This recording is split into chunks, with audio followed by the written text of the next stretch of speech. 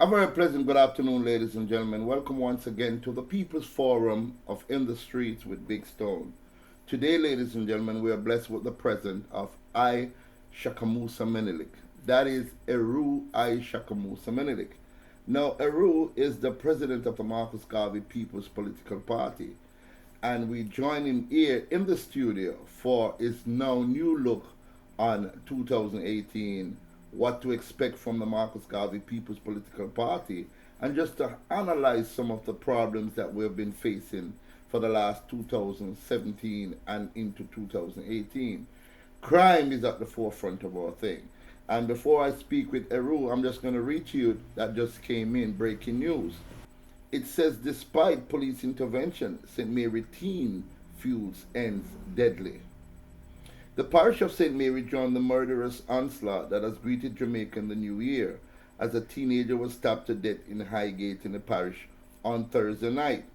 The deceased has been identified as 16-year-old Tahir Paran, otherwise called Bigger, of Capture Land, Highgate in St. Mary. Tahir attended the St. Mary Technical High School in Richmond and was expected to resume classes on Monday. He was reportedly stabbed and killed during an altercation with another teenage boy with whom he had an ongoing dispute. It is recorded that on the day prior to the incident, both Tahir and the other teen, who was a student from the corporate area, had a dispute and were brought to the police station, where they were spoken to extensively by the police to end the conflict. They were later sent home. And ladies and gentlemen, you know the end results. Capture Land is a tenement complex. And that is the first question I'm going to pose to Heru Ishaka Musa Menelik. Welcome to the People's Forum, man. Blessed Happy New love, Year. my brother. Glad to be here. Glad Happy to New be Year. here doing the work for the people. Honestly. Tenement Yard, the complex of Tenement Yard, was it a special design to keep people in this state of mind and conditions? What are your thoughts? Well, you have to understand where this came from. This came from the days of enslavement, where the landowner would own large areas, large farmland, and then the workers, who would be many, would live in one little chopped up area where there's a barn or a little dugout at the back of the premises. And when you look at how they're cramped together, this is something that no one has their space, even though we are social beings and like to interact. But we need our privacy at times. Everyone is an individual, and at times you need that individual space. Now, the tenement yard and the structured up living doesn't allow you that. You're constantly in somebody's face.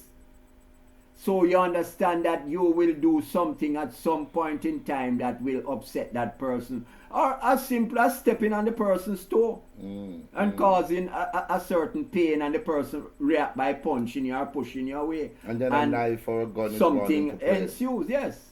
Recently there was a fire, and I was appalled to learn of how much people actually occupied that one little space where the 83-year-old grandmother perished. Tell us a little bit more about that. Well, this is a typical yard space in middle class neighborhood. And what you find, usually a family of 5 would live in a yard like that. And we found out that after the fire, and they calculated how many persons, it's 60 persons lived in that space. 60 people? 60 persons was living in that yard space. So it just goes to show you how compactly these people are in a space where 5 should be, 60. And it happens in our prison system. A cell that was designed for 4 people. On many occasions, you have 12 and 15 people. Wow. The famous case in the St. Andrew station of Constant Spring, where a person died of suffocation because the bodies were so tightly packed into the cell that the people couldn't breathe. Wow. And one man actually died of suffocation in the Constant Spring lockup. Was anybody else criminally responsible for that? Because no one was held criminally liable. Wow. And up to today, it is still happening. that they are still putting more persons in a cell than what it was designed for. And it goes right back into our prison system.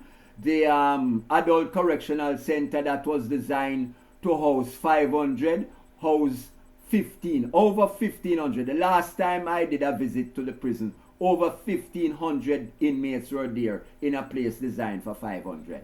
Imagine that, ladies and gentlemen. So you see, conflict must happen from time to time, and it's happening more so than ever. Recently, I uploaded a video that was sent to me from Footer Eye, and it shows an aircraft spiraling upwards in the sky, and there was like fumes leaving the aircraft and sticking for a long period of time. What are your thoughts? Do you know anything about chemtrail? Well, I've heard about chemtrails and I did a little reading. Mm-hmm. But what we have to understand, and even going back to the United States, we have to understand that we have an enemy. We have an enemy, and unless we recognize that we have an enemy, the same people who enslaved our ancestors, killed them brutally, these people will not overnight just love you and forgive you and want you to be on equal footing with them.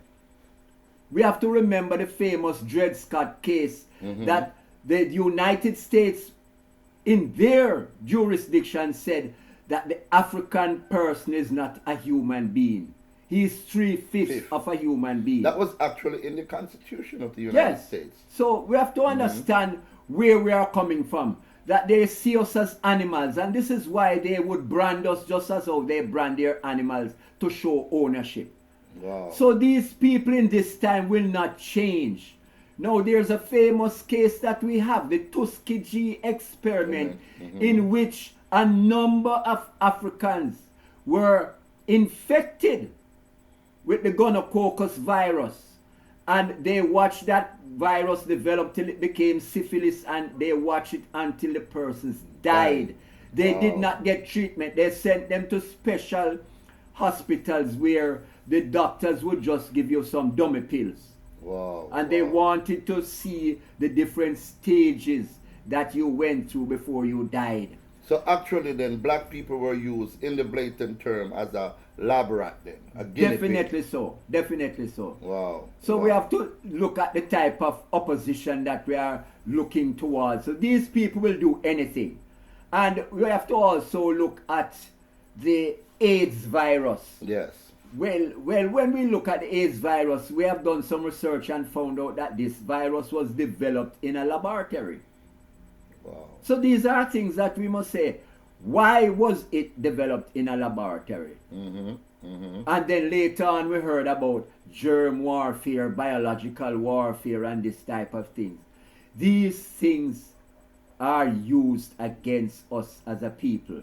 Recently, I think there was the HPV vaccine that they wanted, or was it actually introduced to Jamaicans, especially young women age 12, were actually vaccinated to prevent what? Cancer, they say cervical cancer. But you know, most of the studies that have been done has shown that it has not inhibited the growth of cervical cancer. And most of these vaccines, even the influenza vaccine, they show that it is not working, and the side effects are more devastating than the help it gives to the individual.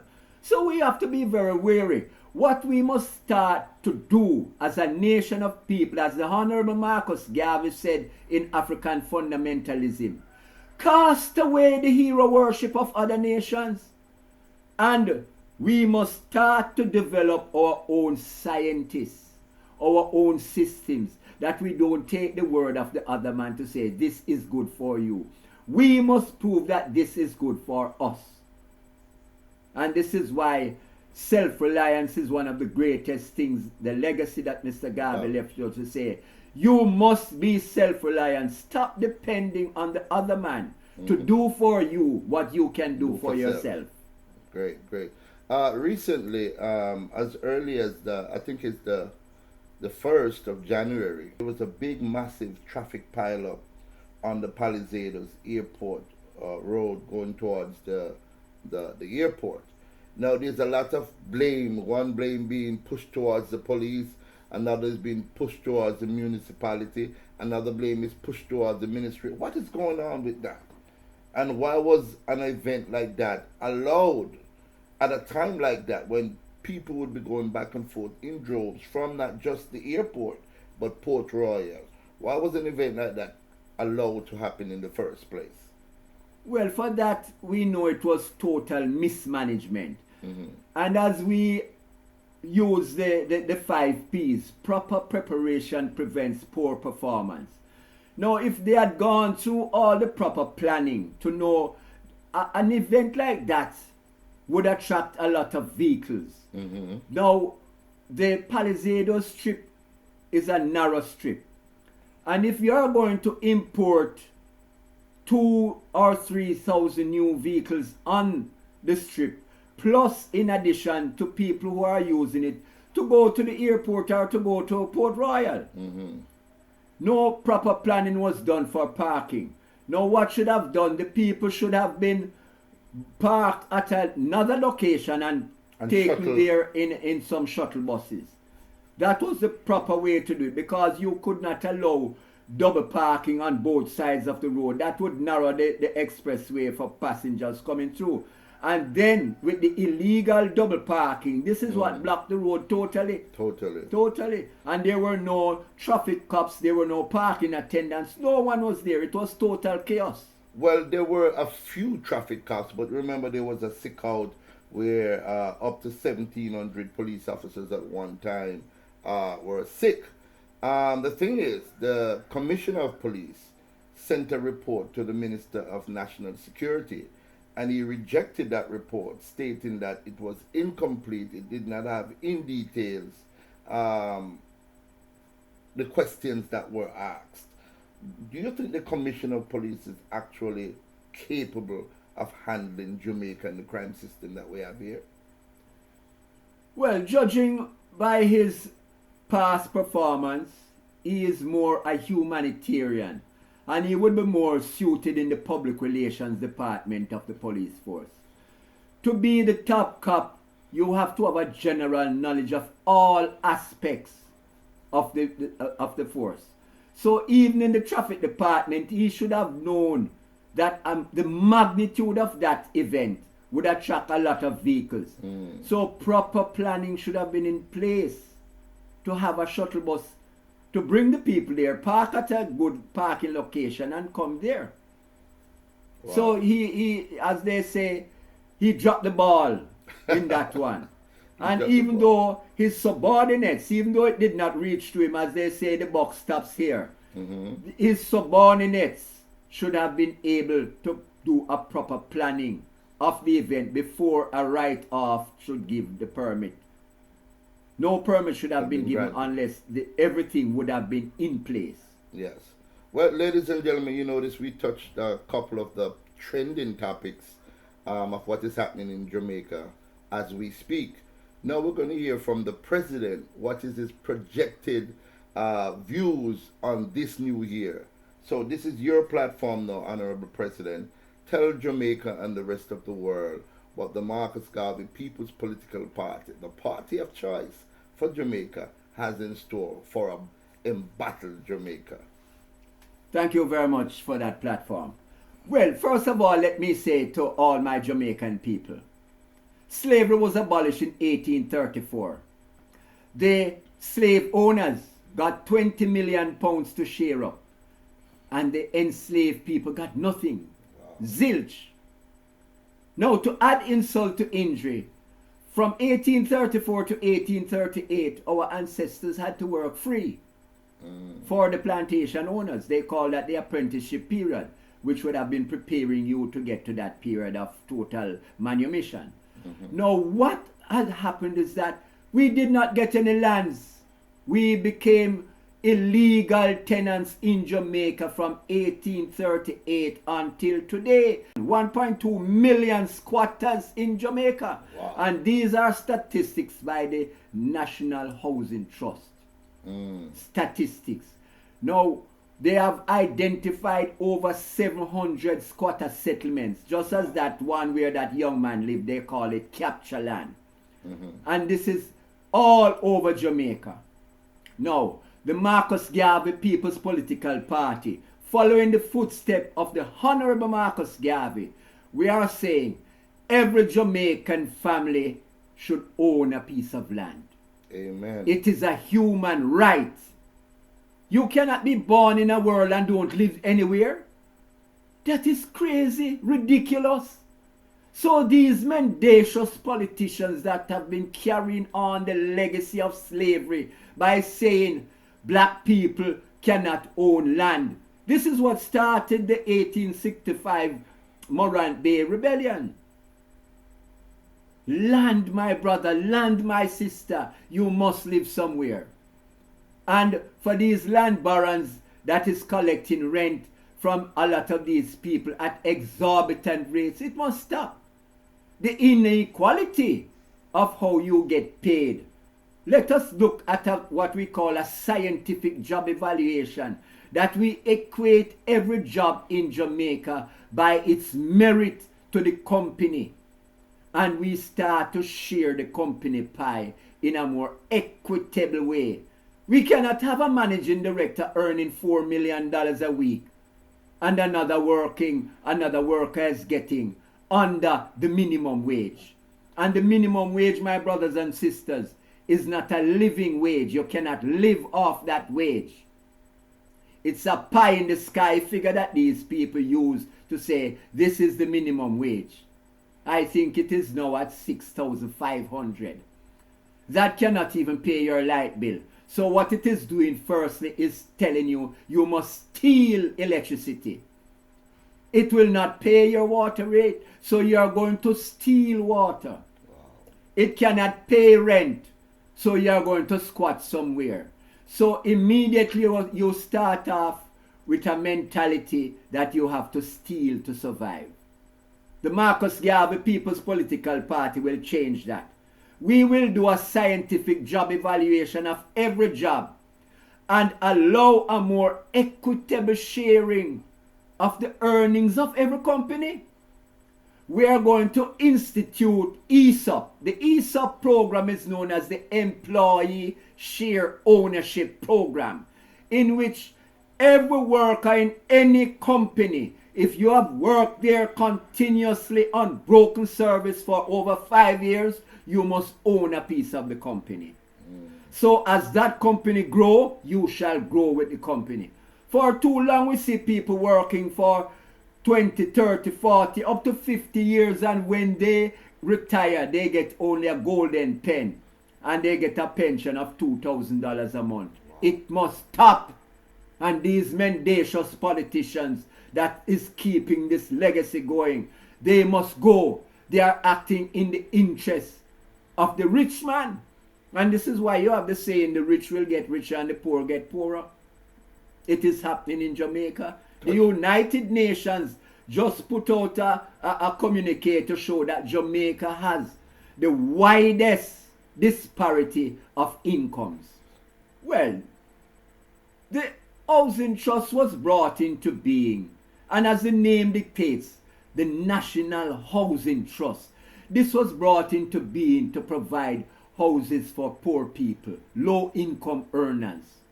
You throw some money in the housing trust every week out of your salary, and then out of that, you would be able to allocate some points and get a house. Most of the contributors have not gotten a home today. Wow. The housing trusts have amassed billions of dollars. The PNP first went into the housing trust fund and took $45 billion. Wow. to prop up the consolidated fund, to use for what it was not designed to do. You understand? To run government business. Now we see the JLP coming to power and have signed off to take $45 billion also. And wow. their argument is the PNP did it, so we can do it too. Two wrong does not make a right.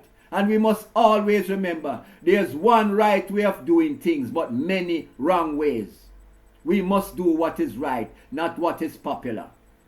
So we are here now with such a predicament that we have so much people living on the streets. We have over 800,000 people living on the streets. Wow. Just recently, for a feel-good feeling, the Christmas season, Red Stripe took 300 of them off the street and took them to their factory and gave them a fete for 4 hours. A year consists of 8,760 hours. And for 4 hours, you make these people feel good. And for the other 8,754 hours, you leave them back on the streets? Yeah? That is not nation building, my corporate brothers.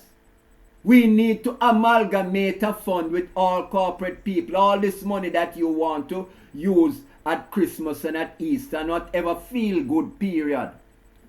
Put that money into one substantial fund and let us start to build homes for homeless people. It can be done. The Marcus Garvey People's Political Party has mandated itself that when we come to power, and we will, we are going to take every poor person off the road. Every homeless person will be off the road.